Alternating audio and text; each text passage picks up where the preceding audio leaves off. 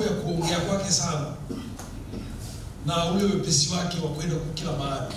Lakini alizaliwa kiongozi mzuri ni choleric. Na yeye ni mtu ambaye ana malengo, na pale kwenye akikusudia jambo atalifanya. Ni mzuri sana kwenye malengo na kusudia jambo atalifanya. Choleric ana hasira, na hasira zake zinadumu vizuri kuliko za sanguini. Na choleric wengi, in fact, choleric hawezi kuomba msamaha. Yaani kutana choleric anasema samahani, huyo ni yani ameokoka kweli kweli. Choleric wengi pia sio waungamaji wazuri. Na choleric akikanyaga hakwambii samahani, atakwambia ni kwa sababu umeweka mguu hapo. Choleric ni mbishi na king'ang'anisi. Sasa kwenye uchumi, choleric akibahatika akienda kwenye mlango mzuri atafanikiwa sana.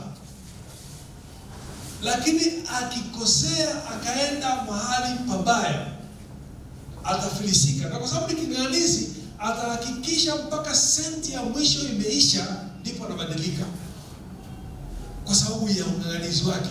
Na hata itokee nani amwambie no, hii sio njia mwafaka, hata kubali. Biblia inasema ni afadhali mstahimilivu kuliko shujaa, mtu anayetawala hasira yake kuliko autekaye mji. Ana ustahimilivu, lakini anashindwa kutawala hasira yake, na matokeo yake ni mwepesi, huwa anaumiza. Na wote wanaomzunguka lazima amewaumiza, na hawezi kuomba msamaha, na kabisa hawezi kujishusha kwao. Biblia inasema, hiyo kusoma Mithali 16:32.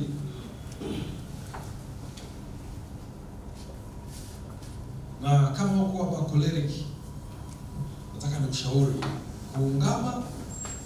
Choleric wengi wanatimizaga ile amri ya kanisa, kuungama angalau mara moja, hasa wakati wa Pasaka. Kuungama na kusema samahani na kukubali kushaurika. Biblia inasema kwenye Yakobo 1:9-20, hayo najua ndugu zangu wapenzi, basi kila mtu na awe mwepesi wa kusikia, bali si mwepesi wa kusema wala kukasirika. Choleric wengi wana heart attack, wana magonjwa wa moyo kwa sababu ya hasira. Mtu ambaye siwezi kumkuta sanguini ana ugonjwa wa moyo kwa sababu hasira yake haikai. Na choleric wengi wana magonjwa wa moyo lakini hawafikii melankoli kwa sababu ya hasira. Zile hasira zao zinakaa. Mwambie jirani yako usio mwepesi wa hasira. Mwambie kwa sababu hasira ukaa kifuani mwa mpumbavu. Kwenye Yakobo 1:19-20 ndio nasoma hapo. Mstari wa 20 nasema, kwa maana hasira ya mwanadamu haitendi haki. Hasira ya mwanadamu haitendi haki. Moja ya udhaifu kubwa wa choleric ni hasira yake. Na kwenye uchumi hasira yake itamfanya wale anaofanya nao kazi washindwe kujitoa kwake. Haswa kwa sababu always choleric atakuwa boss. Wale wa chini watafifisha uchumi wako. Tumsifu Yesu Kristo. Mithali 3 mstari wa 5 na 8. 5 hadi 8 anasema, Mtumaini Bwana kwa moyo wako wote, wala usitegemee akili zako mwenyewe. Choleric ni master wa akili zake mwenyewe, na hapa ndipo anapogombanaga na Mungu. Unajua, kwa mfano kwenye Biblia choleric mkubwa kabisa pale alikuwa ni Paulo. Paulo aliamua kuwa mtumishi wa Mungu na kuwaua wote wasioendana na Mungu. Ilibidi Mungu aingilie, ampige upofu kwanza, ndio aweze kumbadilisha nani? Paulo. Choleric anajitegemea yeye mwenyewe, yaani kiasi kwamba anaweza akamwomba Mungu, Baba naomba bariki biashara zangu. Mungu akimbariki biashara zake, anasema yaani kama sio sala zangu Mungu asingenipa. Hapo ndipo anapokumbana Mungu. Ni ngumu kujinyenyekesha na kusema Bwana wewe umetenda. Na moja ya sababu choleric hataki kupokea ushauri ni kwa sababu hataki wewe uonekane umemsaidia. Yaani hata sio uonekane na watu wengine, hata uonekane na yeye mwenyewe kama umemsaidia. Hataki. Biblia inasema katika njia zako mkiri yeye, naye atanyoosha mapito yako. Choleric anapopambana na uchumi katika maombi, anatakiwa kila wakati aone Bwana ndiye ametenda. Naye ni ngumu. Mwambie jirani yako kama wewe ni choleric. Mwambie jirani yako kama wewe ni choleric. Tambua kwamba Bwana ndiye anayefanya. Biblia inasema mstari wa 7, usiwe mwenye hekima machoni pako. Yaani usione nguvu zako, uwezo wako hapo ofisini kwako ndio wewe tu ndiye superior wa kila kitu. Yaani wewe ndio wewe. Mkiri yeye. Tumsifu Yesu Kristo. Leo ndio kusema itakuwa afya mwilini pako na mafuta. Okay. Mche Bwana ujiepushe na uovu, itakuwa afya mwilini pako na mafuta mifupani pako. Ukimwachia Bwana wewe choleric kuliko hapo ukaweza, utakuwa na afya.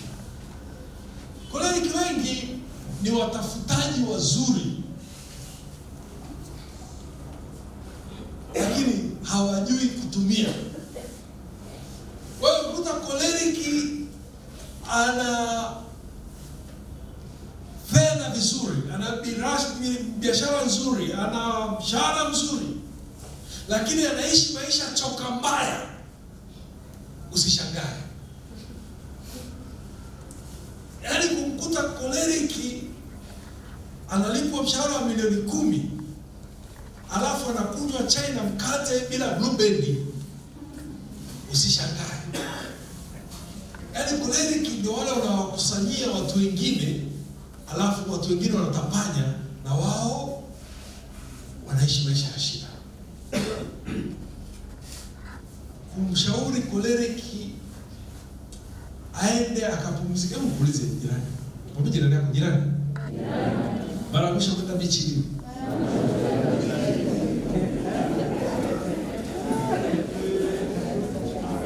Choleric akanyagi japokuwa yuko Dar es Salaam. Tumsifu Yesu Kristo. Choleric akanyagi. Hebu mwambie jirani. Lini mnaenda kutembelea mbuga za wanyama?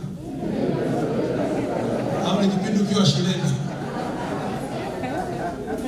Tumsifu Yesu Kristo. Tuendelee.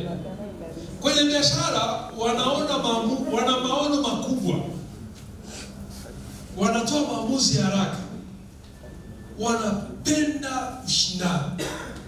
Ni wazuri sana kuwa wakurugenzi. Yaani ukao na kampuni yako ukamjua choleric mwajiri wewe bosi.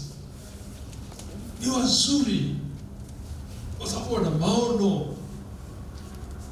Yaani ni wana vitu vikubwa, wanasukuma timu wanayoongoza kwa malengo makubwa.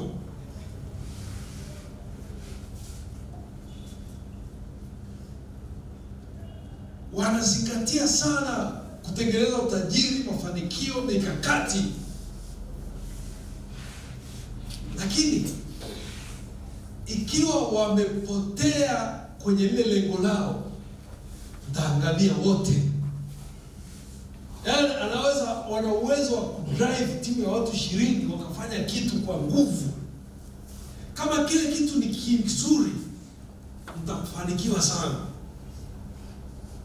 Kama kile kitu ni kibaya, mtafeli wote, kwa sababu hakuna kwenye ile timu ya watu 20 watakaoweza kumwambia huku ni kubaya akakubali. Na waga na wasemaga, namna ya kumshauri koleriki ni kumuuzia wazo.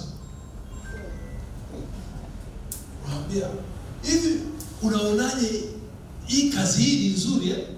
Wewe usiona kwamba kuna kazi fulani nzuri, usimwambie ndugu kuna kazi fulani nzuri, hata kubali kwa sababu umemwambia. Lakini muuzie wazo, unaonaje hivi kazi ile ni nzuri kweli? Alafu naye atafikiria. Akifikiria atadhani kwamba ile wazo kalitoa yeye. Kumbe wewe ndio mumuuzia. Na bila hivyo hakuna namna utamshauri koleriki kitu akakubali. Amina. Amina.